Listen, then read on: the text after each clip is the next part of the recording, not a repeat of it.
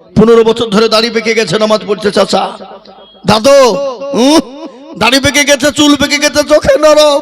ও মাল 15 বছর নামাজ পড়ে আত্মা হেতু জানে না, দুরূদ শরীফ জানে না, দোয়া মাসুরা জানে না, দোয়া সানা জানে না, দোয়া কুনুত জানে না।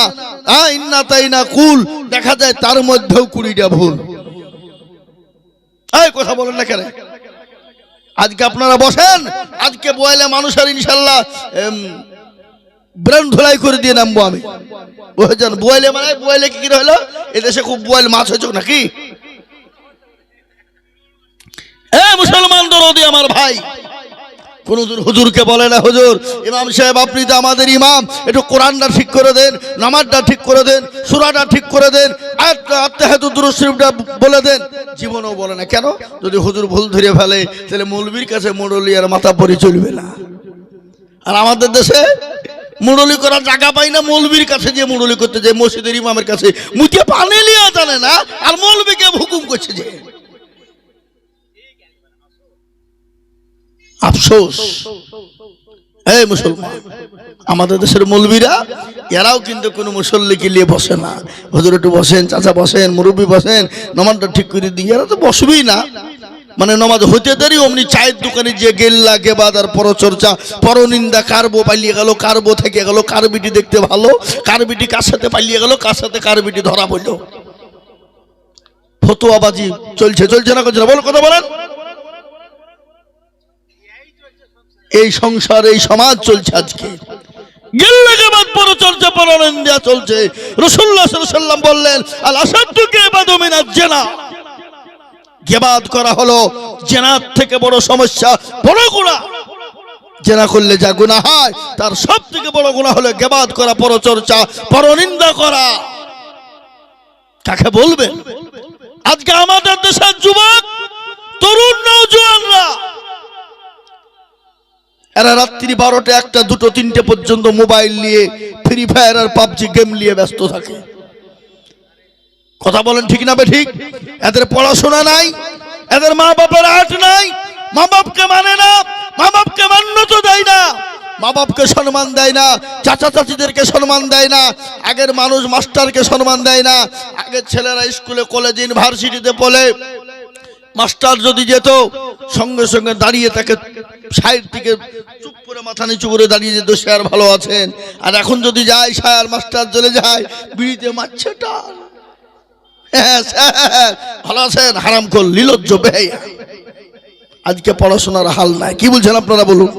হ্যাঁ, আমি আজকে বলবো যুবক, তোমরা যারা ফ্রি ফায়ার পাবজি খেলো, তোমাদের 12টা ক্ষতি হবে। চোখ, জান, মান, হায়া, লজ্জাতি, ঘৃণা, শরম, হার্ট, কিডনি, জীবন, যৌবন শেষ হয়ে যাবে, তুমি টের পাবে না। আপনি চেক করুন, মেশিনকে চেক করে দেখুন, এখন আমাদের দেশের 99% যুবকের যৌবনের শেষ হয়ে গেছে। তাদের খোঁজ নেন আপনি। মোহতারাম বুজুর্গ, দোস্ত, আজিজ, আজকে আমাদের সমাজে, আমাদের দেশে পরকীয়া কেন বেড়েছে? আজকে পরকীয়া কেন হচ্ছে? আজকে কেন পরকীয়া হবে আমাদের সমাজে? আজকে কেন 2 ছেলের মা একজন মুরব্বীর সঙ্গে পালিয়ে যাবে, 5 ছেলের বাপের সঙ্গে পালিয়ে যাবে? আমাদের যুবক, আমাদের তরুণ জন্ম আমাদের শেষ হয়ে গেছে। মদ, গাঁজা, চুল্লু, হিরোইন আর রাত জেগে বিড়ি খেয়ে আর আপনার ফ্রি ফায়ার পাবজি গেম খেলে জীবনের যৌবন শেষ করে ফেলেছি আমরা। কি বলছেন আপনারা বলুন? মোহতারাম বুজুর্গ, দোস্ত, আজিজ, আমার ভাই, সময় এখনো আছে।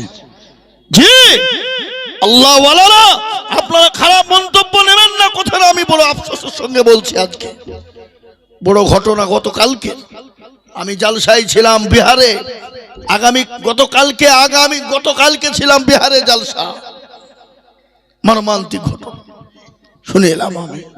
জি, এটা আমরা আশা করিনি, এটা সমাজ আশা করেনি। আজকে যুবকরা তোমরা মসজিদ মুখে হতে পারলে না। তুমি জানো না কত যুবক চলে গেল, কত তরুণ চলে গেল, কত নওজোয়ান চলে গেল, কত বাপ চলে গেল, কত মা চলে গেল। তুমি মনে করছো জীবন কি সারা জীবন তোমার থাকবে? আমি আইজুল হক আজকে যেমন চিলিয়ে বায়ান করছি, বক্তব্য করছি, 2 বছর পরে বায়ান আমার থাকবে? জোরে বলুন থাকবে? এই আওয়াজ থাকবে? থাকবে না। সুতরাং আমি আপনাদেরকে বলবো, আলেমুল আমাদের কাছে বসুন, মসজিদওয়ালাদের কাছে বসুন, কমসে কম আপনি কোরআনটা তো শিখুন, ছেলে মেয়েদেরকে কোরআনওয়ালা তো বানান। আজকে বিশ্বের মাটিতে আজকে বেঈমানরা কোরআনকে নিয়ে কুরুচিকর মন্তব্য করে। যদি আমার দেশের যুবকরা, তরুণরা, আমাদের দেশের মুসলমান নর ও নারীরা যদি কোরআনওয়ালা হয়ে যেত, কোরআনের আওতায় হয়ে যেত, পৃথিবীর কোনো বেঈমানের বাপের ক্ষমতা ছিল না আমার আল্লাহর কোরআনকে নিয়ে কুরুচিকর মন্তব্য করতে পারে। কি বলছেন আপনারা বলুন? হ্যাঁ, আমরা কোরআন পড়ি না। এ বাপ, ও আল্লাহওয়ালা, দিনওয়ালা, ইমানওয়ালা, আজকে আপনারা জানেন এই ভারতবর্ষের পশ্চিম বাংলার একজন বিধায়িকা, অগ্নি মিত্র নাকি নাম তার, সে হলো বিধায়িকা বিজেপির, এবং সে হলো একজন আপনার জাজ। সে বেয়াদব মহিলা, নোংরা মহিলা, কুলাঙ্গার মহিলা, মাদ্রাসাকে নিয়ে, মুসলমানদেরকে নিয়ে, মাদ্রাসা তালবে ইলমদেরকে, আলেম ওলামাদেরকে নিয়ে, মুসলমানদেরকে নিয়ে কুরুচিকর মন্তব্য করেছে। এ বাপ, আমি আপনাকে বলবো, আসুন আল্লাহর কোরআনের কি নেই আপনি বলুন, কোরআনে কি নেই? কোরআনে যা পৃথিবীর যা আছে, পৃথিবীর বিশ্বের মাটিতে কোনো জিনিস নাই। কি বলছেন আপনারা বলুন? কোরআনে কি নেই? কি নিবেন আপনি? এই কোরআনকে ফলো যারা করবে তাদের দ্বারাই কোনোদিন খারাপি, অন্যায়, রাহাজানি, অত্যাচার, জুলুম, নোংরামি, বাটফারি, চিটারি হতে পারে না। এই কোরআনকে ফলো করো। আমরা কোরআনকে ফলো করি না। কোরআন তো আমরা পড়াই জানি না, পড়তে পারি না, পড়ি না, শেখার চেষ্টাও করি না, চেষ্টা করতেও জানি না। এ বাপ, আল্লাহওয়ালা, দিনওয়ালা, ইমানওয়ালা, আজকে আবার আমাদের সমাজটা কোথায় দেখেন? আমাদের দেশের মসজিদের সেক্রেটারি, সভাপতি কারা? মদখোর, গাঁজাখোর, চুল্লুখোর, সুদখোর, হারামখোর। সে হচ্ছে মসজিদের সেক্রেটারি, ক্যাশিয়ার, সভাপতি। কি বলছেন আপনারা বলুন? আপনাদের এলাকায় নাই না? কিন্তু মাল আছে তার, হারামের মাল কি জায়েজ মাল ও দেখলো না। টাকা থাকলে ওকে সভাপতি, সেক্রেটারি, সভাপতি, ক্যাশিয়ার বানিয়ে দাও। দুঃখ হবে আপনাদেরকে বলি, পশ্চিম 24, দক্ষিণ 24 পরগনা ডায়মন্ড হারবার আমি জালসায় ছিলাম। সেখানে একজনকে জালসার সভাপতি বানিয়েছে। মাল কিছু জানে না, মূর্খ, কিন্তু মাল আছে। মাল মানে কি? পয়সা আছে, সভাপতি করে দিয়েছে। ও সভাপতি কিছু জানে না বাপ। মাইকের সামনে বসে বসে দেখেন সবাই মিলে আমাকে সভাপতি করে দিল, তার জন্য আমি গর্ভবতী। বুঝতে পারলেন না?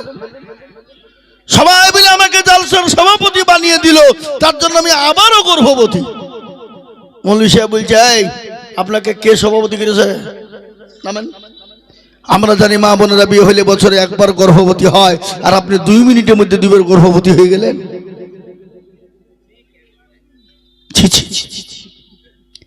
আমরা নামাজ পড়ি মসজিদে, হে মুসলমান আল্লাহওয়ালা, আমাদের নামাজ ঠিক নাই, রোজা ঠিক নাই, কোরআন ঠিক নাই, কলমা ঠিক নাই, কিচ্ছু নেই। গত রমজান মাসে আমি তারাবি পড়ছিলাম, 1 রাকাত নামাজ হয়েছে, আর 1 রাকাতে কারেন্ট চলে গেছে। নামাজের মধ্যে বলছে, আজ যা শালা কারেন্টটা চলে গেল নামাজের ভিতর। এই নামাজ হবে? ধর্ম হবে? হ্যাঁ, কোনোদিন হবে না। তাই আমি বলবো, বাপ, ও আল্লাহওয়ালা, দিনওয়ালা, ইমানওয়ালা, কলমাওয়ালা, ও নবীর প্রেমিকেরা, কান করে শোনো, নামাজ বড় জিনিস রে বাবা। আমার আল্লাহ কোরআনে পাকের মধ্যে ঘোষণা করে বললেন, আল্লাহ বলে, বান্দা আমি তোমাদেরকে বানিয়েছি, আমার ইবাদত করো, আমার বন্দেগী করো, আমার হুকুম নামাজ আদায় করো।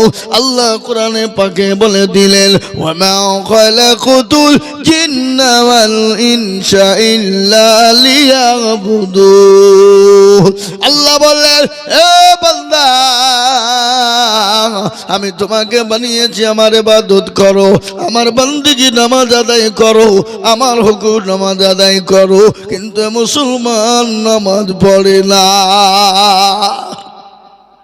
বিশ্ব নবী, দয়ার নবী, মায়ের নবী, রহমতের নবী, গজল আছে না?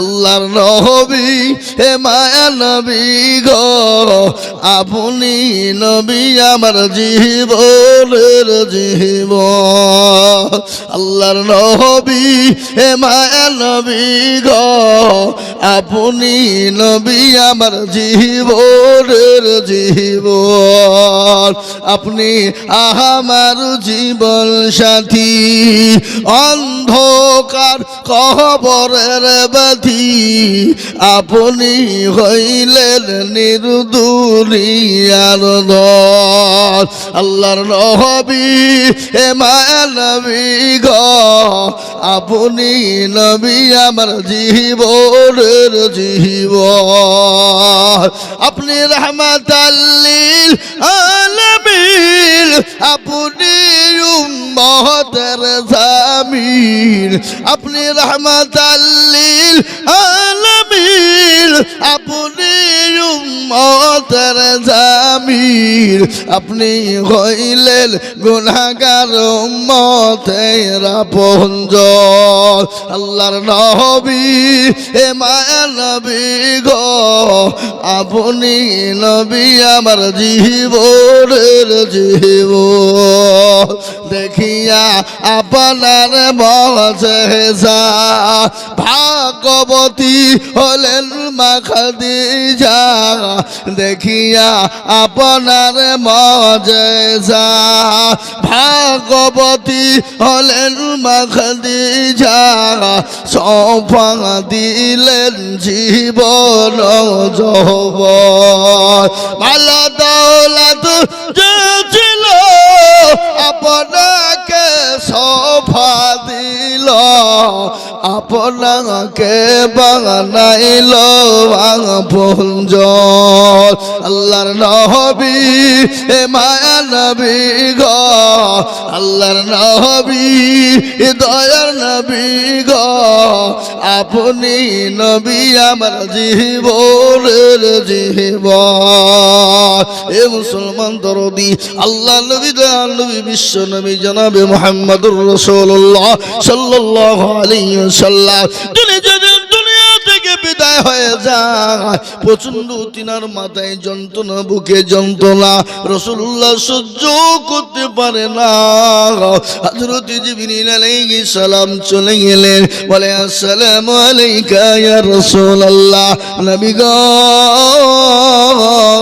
আপনি কেমন আছেন বলে আমি তো মোটেও ভালো না বলে ইয়া রাসূলুল্লাহ আজ আমি আপনার কাছে নতুন একজন ফেরেশতা এনেছি ইয়া হাবিবাল্লাহ যে ফেরেশতা জীবনও কোনোদিন কারো কাছে অনুমতি নেয় না নবী গো আপনি যদি অনুমতি দেন আমি তাকে আপনার কাছে আনবো আর আপনি যদি অনুমতি না দেন ও আল্লাহর হাবিব আমি তাকে চলে যেতে বলবো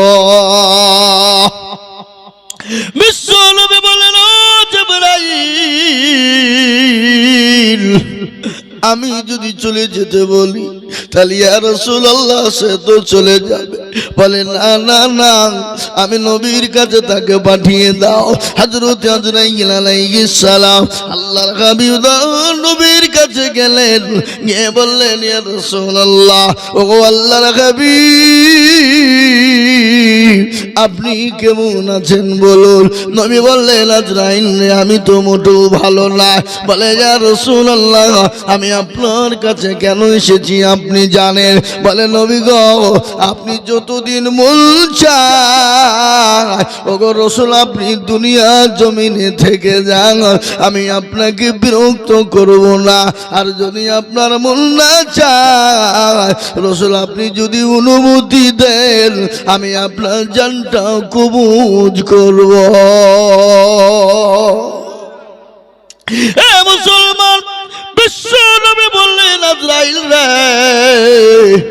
আমি যদি না তোমাকে হুকুম দিই তুমি কি করবে বলে ইয়া রাসূলুল্লাহ আপনি যদি অনুমতি না দেন আমি চলে যাব কিন্তু নবী গো আপনাকে দুনিয়ায় থাকা চাই আমার আল্লাহ আপনার দিদারে পাগল হয়ে আছে ওগো রাসূলুল্লাহ আপনি আল্লাহর সঙ্গে দেখা করাটাই আপনার জন্য জরুরি। বলুন সুবহানাল্লাহ। বিশ্ব নবী বললেন আজরাইল, না না না, আমি দুনিয়ার জমিনে থাকতে চাইব না, আমাকে নিয়ে চলো। রাসূলের বুকের উপর যখন হাতটা দেওয়া হলো, আল্লাহর নবীর দুই চোখের কোণ দিয়ে গড় গড় গড় গড় করে পানি ঝরে যায়। রাসূল বললেন আজরাইল বলো, আমার উম্মতি এরকম নাকি কষ্ট হবে? রাসূলুল্লাহ বললেন আজরাইল বলো, আমার উম্মতির কি এরকম কষ্ট হবে? বলে নবী গো, এরকম কোনো কষ্ট হবে না। বলে কেমন কষ্ট হবে না? বলে ইয়া রাসূলুল্লাহ, ছোট্ট বাচ্চা যেমন মায়ের কোলে বসে যখন স্তনে দুধ খেতে খেতে খেতে খেতে যেমন ঘুমিয়ে যায়, কোনো টের পাই না। ওগো রাসূল, আপনার উম্মতি যারা হবে, যারা নামাজি দিনদার হবে, পরহেজগার দিনদার হবে, কলমাওয়ালা আল্লাহওয়ালা হবে, মসজিদমুখী দিনমুখী হবে, ঈমানমুখী আল্লাহওয়ালা হবে, ওগো রাসূলুল্লাহ, তাদের যখন জানটা কবজ করা হবে, তারা মৃত্যুর স্বাদ বুঝতে পারবে না। ওগো নবী, পিঁপড়ে কামড়ালে যতটুকু যন্ত্রণা হবে অতটুকু যন্ত্রণা তারা ভোগ করবে, তাদেরও কোনো কষ্ট হবে না। কিন্তু নবী গো, আপনি জানেন রাসূলুল্লাহ, যারা আল্লাহ মানবে না, নবী মানবে না, রাসূল মানবে না, কোরআন মানবে না, মসজিদ মানবে না, মাকতুম মাকাতিম মানবে না, ওগো রাসূলুল্লাহ, তাদের যখন জানটা কবুল করা হবে, তারা বড় ভয় পাবে, পায়খানা করে ফেলবে, পেশাব করে ফেলবে, মুখ গলা হা হয়ে যাবে, হাত পা গুলো তাদের ন্যাংরা কুকা বুবা হয়ে যাবে। নবী গো, ওগো রাসূলুল্লাহ, আপনি কোনো টেনশন করবেন না। মুমিন বান্দা যারা হবে, তাদের কোনো রকম কোনো কষ্ট হবে না। বিশ্ব নবী, দয়ার নবী, মায়ার নবী,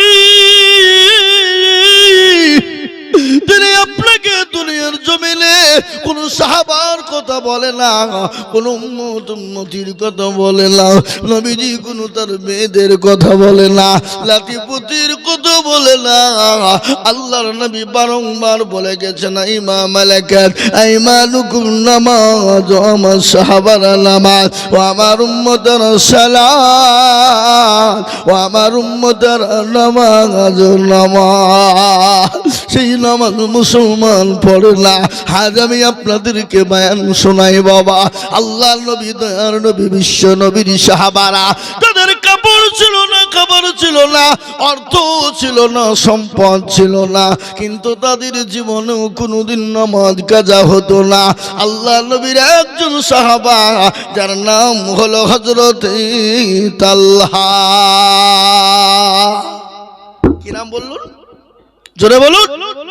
হযরতে তালহা নবীজির সাহাবা, প্রতিদিন মসজিদে নববীতে তিনি নামাজ পড়েন, মসজিদ থেকে বেরিয়ে যায়।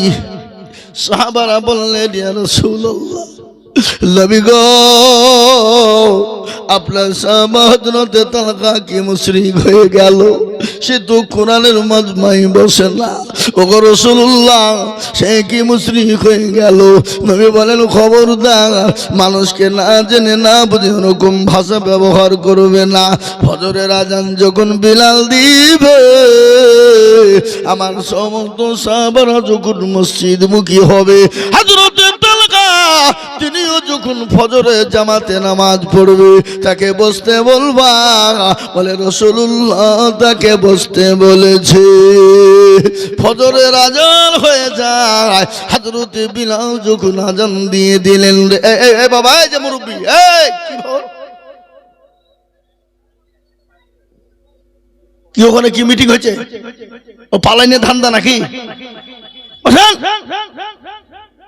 উঠলি কিন্তু 20 হাজার লিখবো আমি। বাদাম খাইকার মনে হয় ইয়ে হয়েছে, রিসা হয়েছে নাকি? বসেন, একটু বসেন। আর যদি জরুরি প্রসাব লাগে যায় তাহলে যাবেন। আটকাবো না। কেন? প্রসাব আটকালে স্বাস্থ্যের ক্ষতি হবে, শরীরের ক্ষতি হবে, এ বাবা কিডনির ক্ষতি হবে, হবে না? হবে না? জোরে বলুন। অসুস্থ হবে। এটা কে বলে গেছেন? এটা দুনিয়ার ডাক্তার বলছে, এখন বিজ্ঞানিক বলছেন, ডাক্তার বলছেন, কিন্তু আমার রাসূল এত বড় জাস্টিস, এত বড় সুপ্রিম, এত বড় ইনসাফ আলা জাত, আল্লাহর রাসূল আজ থেকে 1450 বছর আগেই তিনি বলে গেছেন। বলেছেন না? বলেন নাই? জোরে কোন ঠিক না বেটি? জোরে বলুন। আজকে পৃথিবীর বিজ্ঞানিক দার্শনিকরা আজকে